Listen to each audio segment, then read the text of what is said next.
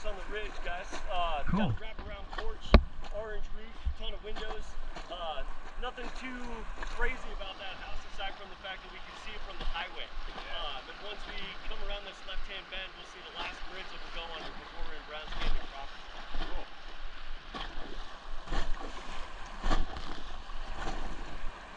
So with that being said, I'm going to actually work on some paddle stuff with you guys. All right. Remember those forward strokes.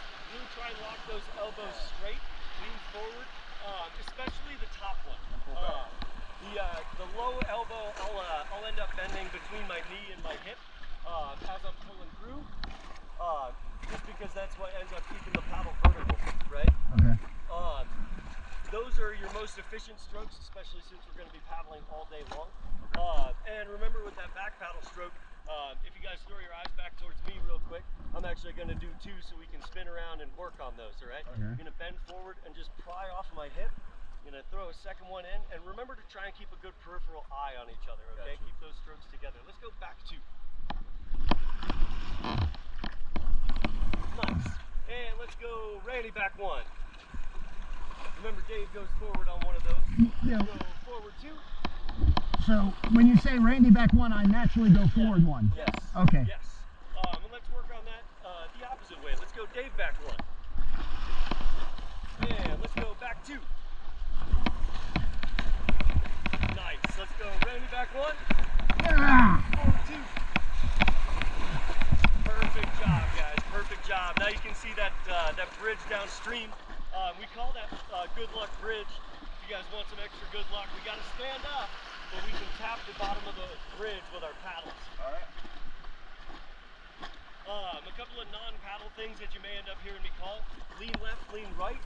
We're typically going to be leaning into a rock or to the inside of a turn. Okay. With that being said, if you're leaning and the rock's on your side and you're leaning there, just make sure your toes are tucked and be ready for a bounce.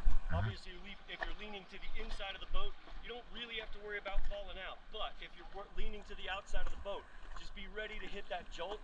And you won't typically end up falling out when we hit something like that, so long as you prepare yourselves and your feet accordingly. Right? That happened yesterday with Mimi. Mimi was, we found out, couldn't paddle.